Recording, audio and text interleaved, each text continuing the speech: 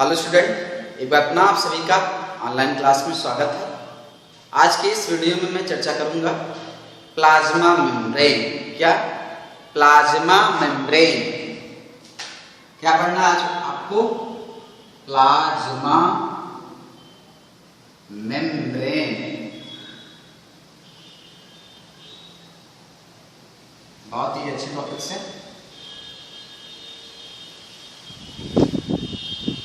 क्या है plasma membrane? Hindi में जीवद्रव्य कला।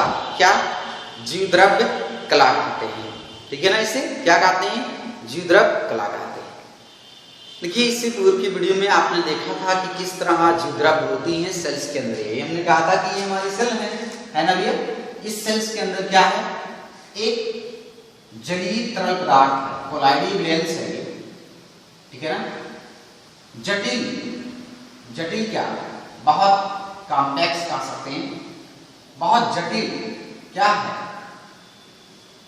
जेलीनुमा एक तरल पदार्थ, जैसे हमने क्या कहा था? प्रोटोप्लाज्म, है ना? क्या कहा था हमने? प्रोटोप्लाज्म। और प्रोटोप्लाज्म के अंदर ही हमारी जो समस्त फंक्शन होती है, वो समस्त फंक्शन क्या है? चलती है, यानी कि इसी द्रव में ही चलती है। ये द्रव सूख जाए तो सेल की क्या होगी? डेथ हो जाएगी, सेल डेड हो जाएगा, है ना? तो जीवद्रव्य जो है वो सेल्स के लिए काफी इंपॉर्टेंस है। देखिए, जो हम लोग पानी पीते हैं वो भी सेल्स के अंदर ही तो जाते हैं, क्योंकि जीवद्रव्य में पानी भी तो होती है मैक्सिमम। जो हम लोग पानी पी रहे हैं वो भी तो सेल्स के अंदर ही तो जाते हैं। जो खा रहे हैं भोजन, उसके जो न्यूट्रिएंट्स निकलते हैं डाइजेशन से, carbohydrate, protein, fat, vitamin, minerals etcetera, वो भी क्या है? वो भी तो आपके सेल्स के अंदर ही तो जाती है, मिलती है, और जीवद्रव्य की तो रचना करती है। यानी कि जो कुछ खा पी रहे हैं और न्यूट्रिएंट्स निकल रही है, उसका खपत कहाँ हो रहा है? उसकी खपत कहाँ हो रही है? मतलब वो खर्च कहाँ हो रहे हैं? शरीर के किस भाग में खर्च हो रहे हैं? सेल्स के अंदर जीवद्रव्य में जाते हैं, और वहीं से इन पदार्थों की खपत की जाती है शरीर के लिए। समझ में आया सभी को? चलिए देखिए, जीवद्रव्य जो है, मैंने कहा है एक जलीय पदार्थ है। अगर इस जीवद्रव्य के चारों ओर कोई किस तरह की एक दीवार ना हो, मेम्ब्रेन ना हो, चारों तरफ कोई दीवार ना हो जीवद्रव्य के, तो जीवद्रव्य क्या है? बह जाएगी, इधर उधर बहेगी, है ना? और सेल की कोई निश्चित शेप भी नहीं हो सकती है। अगर जीवद्रव्य के चारों ओर कोई क्या मेम्ब्रेन ना हो, मतलब कोई आवरण ना हो, कोई वाल ना हो, दीवार ना हो, तो सेल की कोई निश्चित आकार भी तो नहीं बन सकती है ना? तो जो जीवद्रव्य हमारी है सेल्स की, उस सेल्स के चारों ओर एक दीवार पाई जाती है। क्या पाई जाती है? एक दीवार पाई जाती है, एक वाल पाई जाती है, ठीक है? ऐसा में उसी वाल को हम लोग क्या कहते हैं? Plasma membrane. जो हमारी प्रत्येक सेल्स हैं, और भी जंतुओं की जो सेल्स हैं, ऐसा नहीं कि हमारी सेल्स हैं, और भी जो जंतुओं की सेल्स है, वो क्या है? उसके चारों ओर प्लाज्मा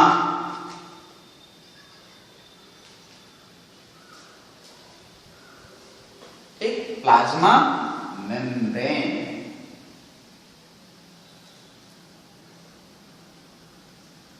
ठीक है ना? सेल्स के चारों ओर एक आवरण पाई जाती है। क्या पाई जाती है? एक आवरण पाई जाती है। जो आवरण पाई जाती है उसे हम लोग प्लाज्मा मेम्ब्रेन कहते हैं। हिंदी में जीवद्रव्य कला कहते हैं। मतलब जीवद्रव्य के चारों ओर एक कला मतलब वाल, दीवार, वो पाई जाती है, इसीलिए इसे हम लोग जीवद्रव्य कला या फिर प्लाज्मा मेम्ब्रेन कहते हैं, ठीक है ना? जीवद्रव्य को अंदर बांध के रखती है, रोक के रखती है। और जीवद्रव्य में ही तो बहुत सारे आपकी क्या है? सेल के पार्ट हैं। न्यूक्लियस है, एंडोप्लाज्मिक रेटिकुलम है, गाल्जी बॉडी है ना? माइटोकॉन्ड्रिया है। तो ये सब क्या है? इसी के अंदर तो है। प्लाज्मा मेम्ब्रेन के अंदर तो ये है ना? बट यूकैरियोटिक सेल्स में plasma membrane, endoplasmic reticulum, गाल्जी body नहीं होती है। न्यूक्लियस वेल डेवलप नहीं होता है, ये आपने सीखा हुआ है ना? देखिए, अब हम लोग जानते हैं कि ये प्लाज्मा मेम्ब्रेन, आगे हम लोग जानेंगे इसकी क्या वर्क होती है हमारे सेल्स में। बहुत ज्यादा आपको 9th में नहीं पढ़ना है, बहुत ज़्यादा डीप में नहीं जाना है, लेकिन फिर भी इतना मैं आपको बताऊंगा जिससे कि आप आसानी से इसकी वर्क और इसकी क्या फंक्शन है सेल के साथ वो आप समझ सकें। देखिए ये जो प्लाज्मा मेम्ब्रेन है ना, अगर हम जानते हैं कि ये, अगर हम पूछें कि ये किसकी बनी हो है, तो आप सोचेंगे कि कोई भी जो मेम्ब्रेन होगी, दीवार होगी, किसी ना किसी पदार्थ की बनी होती है। तो जो ये प्लाज्मा मेम्ब्रेन है ना भैया, ये भी क्या है, क्या है आपके प्रोटीन प्लस फास्फोलिपिड, इसकी फास्फोलिपिड की बनी होती है। किसकी? प्रोटीन प्लस फास्फोलिपिड की बनी होती है, यानी कि प्रोटीन होगा और इस लिपिड के साथ फास्फेट होगा, यानी कि फास्फोरस होगा। इसीलिए हम लोग इसे फास्फोलिपिड कहते हैं। लिपिड मतलब क्या है भैया? लिपिड मतलब फैट है। क्या है? फैट, वसा मतलब चर्बी। तेल क्या है? फैटी तो है ना। नारियल का जो तेल आप लेते हैं, सोयाबीन का, या फिर आप जो और तेल, वो क्या है? उसमें फैट ही तो है, वो लिपिड्स हैं। क्या? लिपिड्स हैं। तो लिपिड्स यानी कि फैट, फास्फेट यानी कि फास्फोरस, और प्रोटीन जो आप दाल खाते हैं, सोयाबीन खाते हैं, उससे हम लोगों को क्या मिलता है? प्रोटीन। इन्हीं चीजों का इस्तेमाल करके ही सेल के चारों ओर क्या की जाती है? प्लाज्मा मेम्ब्रेन की दीवार बनाई जाती है, यानी कि प्लाज्मा मेम्ब्रेन का निर्माण किया जाता है और सेल को निश्चित शेप दी जाती है, जिद्रव को बहने से रोका जाता है। देखिए ये जो प्लाज्मा मेम्ब्रेन होती है ना भैया, ये प्लाज्मा मेम्ब्रेन क्या होती है? परमिएबल होती है। क्या? सेलेक्टिव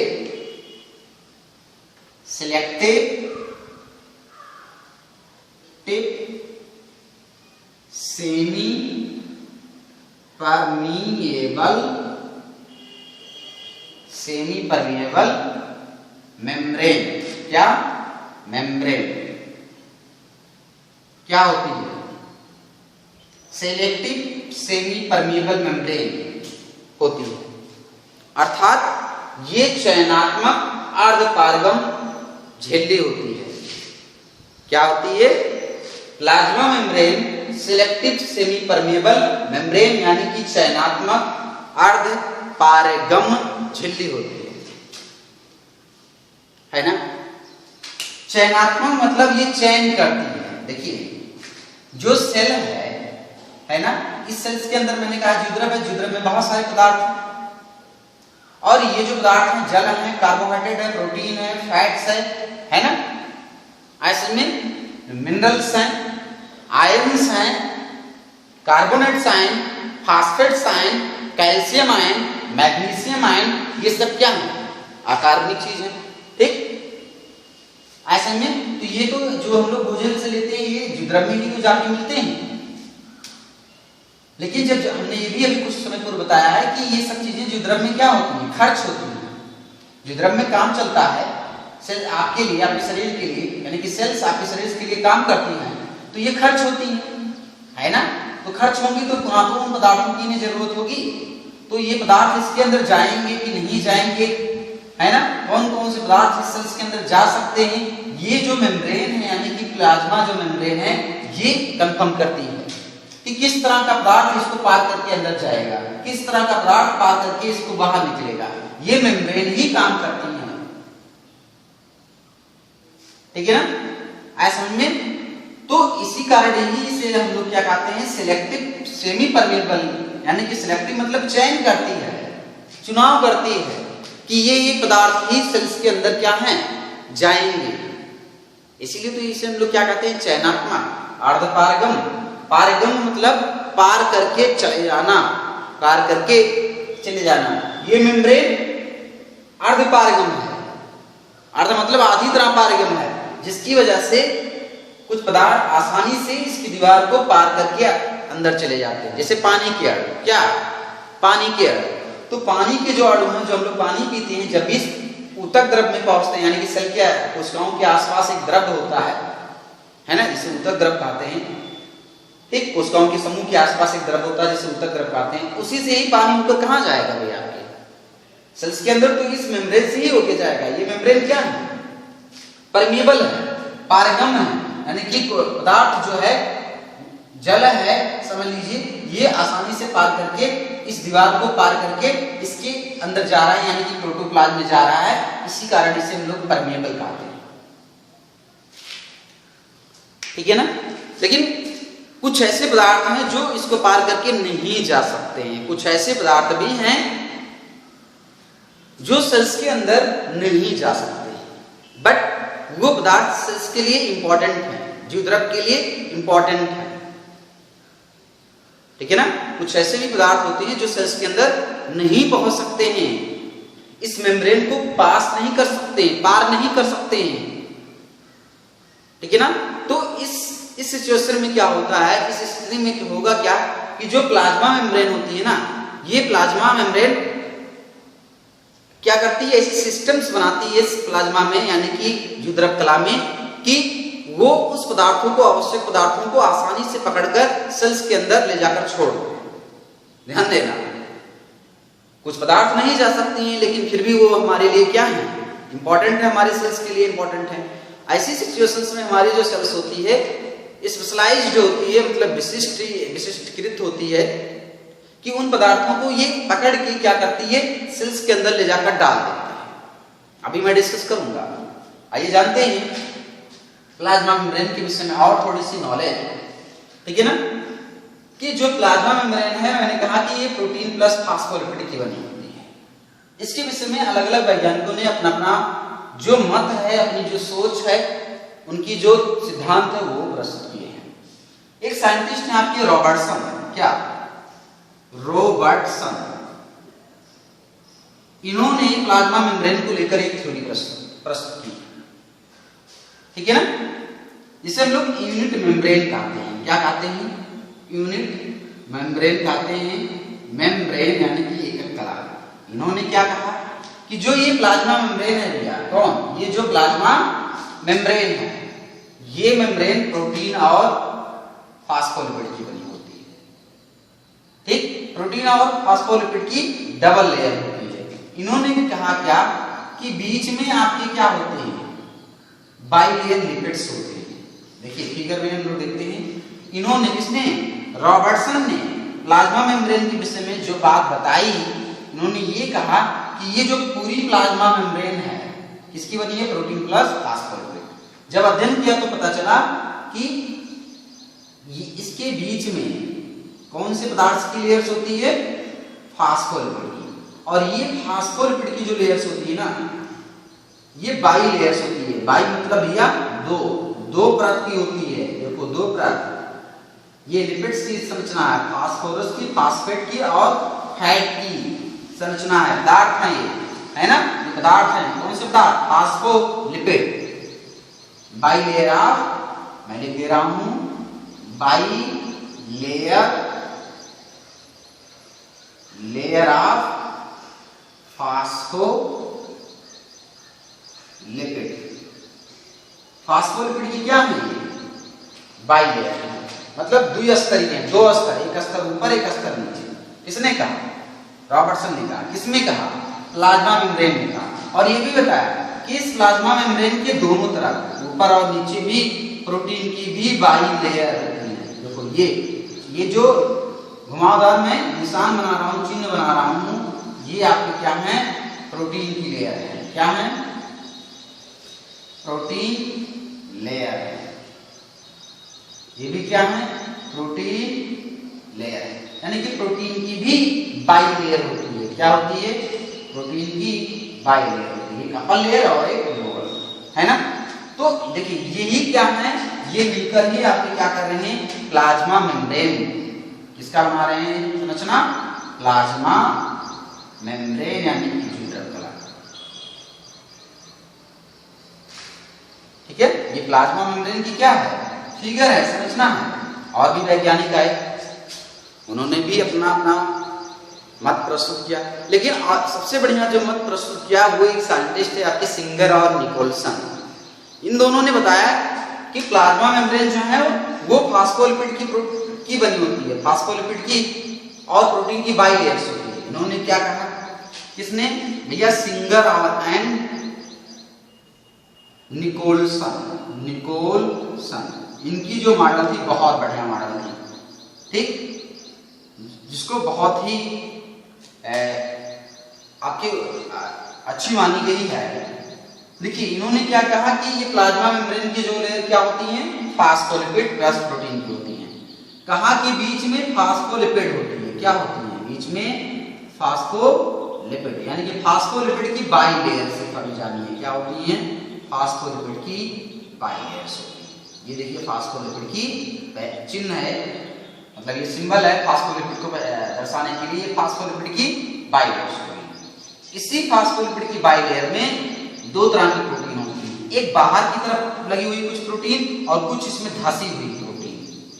धसी हुई प्रोटीन को हम लोग इंट्रिंसिक प्रोटीन्स कहते हैं। क्या कहते हैं, इंट्रिंसिक प्रोटीन्स। और बाहर की तरफ जो लगी हुई प्रोटीन्स होती हैं एक्सट्रिंसिक प्रोटीन, यानी कि बाह्य कला प्रोटीन और अंतःकला प्रोटीन, अंतःकला प्रोटीन, और ये मिलकर ही प्लाज्मा मेम्ब्रेन की रचना करती हैं। इसे हम लोग सिंगर एंड निकोल्सन मॉडल कहते हैं, सिंगर एंड निकोल्सन मॉडल। देखिए मैं अभी बता रहा था कि कुछ पदार्थ जो थे वो आसानी से ही आपके क्या है प्लाज्मा मेम्ब्रेन के अंदर चली जाती है, बट कुछ नहीं जा पाते हैं।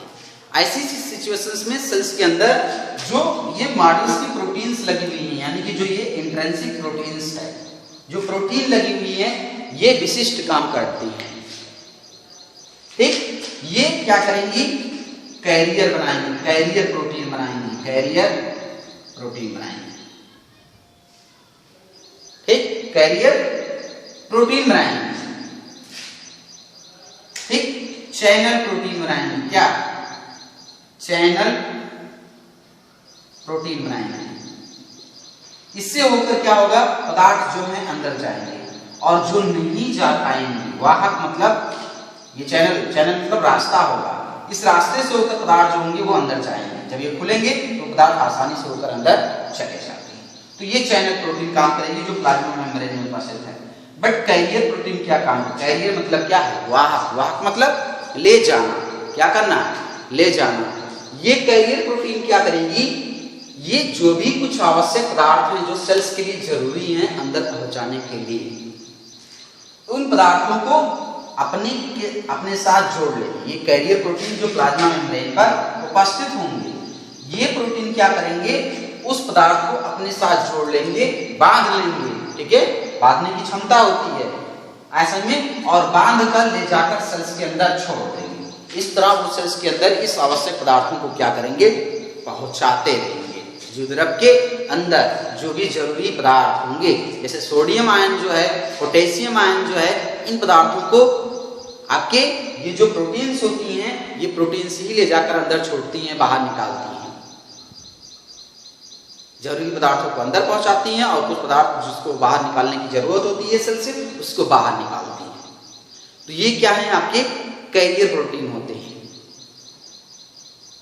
ठीक, चैनल और कैरियर प्रोटीन इस तरह आपके काम करते रहते हैं पदार्थों को अंदर पहुंचाने के लिए और बाहर निकालने के लिए, जिसको आप हायर क्लास में जाएंगे, यानी कि 10th में जाएंगे कुछ वहां पढ़ेंगे, और जब आप 11th में जाएंगे, 11 में जाएंगे, तो इसकी नॉलेज आप बहुत बेहतरीन, बहुत ही कह सकते हैं कि शानदार टॉपिक ये बनेगी आपको, आपके लिए, बायो के स्टूडेंट के लिए बहुत ही बढ़िया टॉपिक बनेगी। समझने में काफी आपको मजा आएगा, पढ़ने में काफी मजा आएगा असल में। तो ये काम करेंगे, ठीक है ना। असल में देखिए पानी कैसे सेल्स के अंदर जाएगा, हम ये चीज बताते हैं आपको। देखिए जब सेल क्या होगी, जब सेल्स आपके अधिक शांत होगी, शांत मतलब कंसंट्रेट होगी, जब सेल, क्योंकि दो चीजें आपके में आपके चर्चा किया गया है, प्लाज्मोलाइसिस, क्या प्लाज्मोलाइसिस, दूसरा आइसोटोनिक, क्या आइसोटोनिक, ठीक, संप्राशन, और दूसरा हाइपरटोनिक, क्या हाइपरटोनिक। ये तीन शब्द आप एनसीईआरटी को पढ़ेंगे, वहां पर ये मेंशन हुआ है बुक में आपके, इनको अभी बताता हूं मैं। देखिए जब सेल्स अधिक कंसंट्रेट होंगी, कंसंट्रेट का मतलब सांद्र होना, क्योंकि ये क्या है, ये द्रव एक विलयन ही है, जटिल विलयन है, तो ये अधिक जब सांद्र होंगी, सांद्र का मतलब है गाढ़ापन। क्या? गाढ़ापन, है ना। पानी है, उस पानी में चीनी ज्यादा मिला दीजिए तो जो चीनी और पानी का जो विलयन है यानी कि जो शरबत है वो क्या होगी? अधिक गाढ़ा हो जाएगी। और ऐसे विलयंस को हम लोग कंसंट्रेट विलयन कहते हैं, सांद्र विलयन यानी कि गाढ़ा विलयन कहते हैं।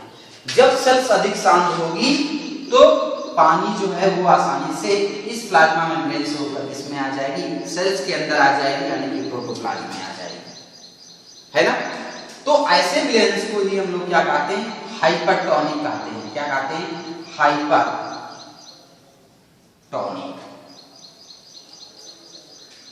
क्या कहते हैं? हाइपरटोनिक कहते हैं। ऐसे में मतलब उच्च प्रासरी। क्या है? उच्च प्रासरी है, यानी कि इसमें प्रासरण की जो मात्रा है वो ज्यादा है, इसीलिए हम लोग इसे क्या कहते हैं? हाइपरटोनिक कहते हैं। इसी वजह से सेल्स के अंदर पानी जो है वो आता रहता है, लेकिन बहुत ज्यादा पानी नहीं आ पाएगा क्योंकि जो ये प्लाज्मा मेम्ब्रेन होती है मजबूत होती है, ठीक। ज्यादा पानी, आवश्यकता से अधिक पानी आने नहीं देंगे, है ना। ऐसे में दूसरी जो यहाँ लिखा है आइसोटोनिक।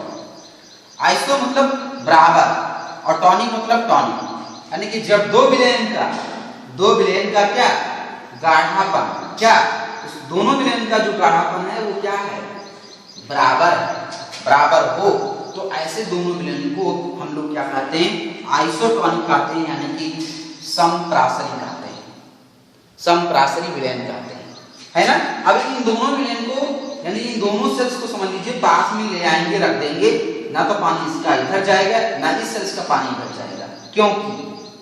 क्योंकि दोनों विलयन की जो पानी की सांद्रता है यानी कि गाढ़ापन है वो क्या है? समान है। ये क्या है? समप्रासरी, ठीक है। तो ये चीजें इंपॉर्टेंट है सेल्स के लिए, हाइपरटोनिक, आइसोटोनिक। और दूसरी दी गई है प्लाज्मोलिसिस।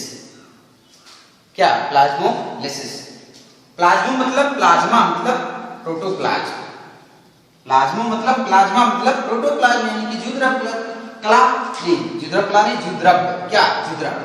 और लिसिस मतलब छेड़ हो जाना, है ना। कि जब इस सेल्स को देखिए, ये सेल्स कोई है ना, जब इस सेल्स को हम लोग किसी हाइपरटोनिक विलयन में रख देते हैं, किसमें? एक विलयन बनाते हैं और उस विलयन में हम लोग क्या करते हैं? इस सेल्स को रख देते हैं। कौन सी विलयन बनाते हैं हम लोग? हाइपरटोनिक। उस विलयन का जो गाढ़ापन है बहुत अधिक हो। अगर इस सेल्स को हम लोग इसमें डाल देते हैं तो पता क्या चलेगा कि इस सेल्स की जो द्रव्य है यानी कि जो वाटर है ये इस प्लाज्मा मेम्ब्रेन से जुद्रप्ला से निकलकर इसमें आ जाएगा, इस विलयन में आ जाएगा। क्या?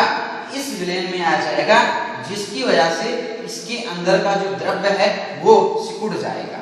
क्या होगा? सिकुड़ जाएगा। क्यों सिकुड़ेगा? क्योंकि इस द्रव्य के अंदर से सिर्फ क्या? सिर्फ पानी निकल रहा है, जिसमें आ रहा है इस गाढ़े विलयन में। जुद्रव्य का सिकुड़ना ही क्या कहलाता है? प्लाज्मोलिसिस कहलाता है, यानी कि जीवद्रव्य कुंचन कहलाता है। क्या कहलाता है? जीवद्रव्य कुंचन कहलाता है ना। ऐसे में आप देखते हैं बहुत ज्यादा आपके जब भी क्या है कि गर्मी होती है तो सेल्स के अंदर से थोड़ा पानी अधिक निकल जाता है, वो सेल्स क्या होती है? सिकुड़ जाती हैं और फिर वो पौधे जो होते हैं वो मुरझा जाते हैं। ठीक है, तो ये चीजें मिल सकती हैं इन लोगों को। तो ये थी आपके प्लाज्मा मेम्ब्रेन की कहानी। ठीक, सेल्स को निश्चित आकार देगा, जुद्रव्य को बांध रखेगा, पदार्थों को अंदर आने देगा, बाहर निकलने देगा। ठीक, विशिष्ट यानी कि ये चयनात्मक होती है, आवश्यकता अनुसार ही इंपॉर्टेंट पदार्थों को ही अंदर आने देती हैं और बाहर निकलने देती हैं, है ना। देखिए कुछ जीव जो होते हैं उनमें प्लाज्मा मेम्ब्रेन जो होती है वो क्या होती है? बहुत मुलायम होती है ना, प्रत्यास्थ होती है, इधर उधर फैल सकती है। अमीबा को लीजिए, इसकी प्लाज्मा मेम्ब्रेन क्या? बहुत ही मुलायम से प्रत्यास्थ है। जीवद्रव्य जिधर बहा, जिधर ज्यादा लुढ़क गया उधर क्या हुआ? प्लाज्मा मेम्ब्रेन उधर थोड़ा खिंच गई।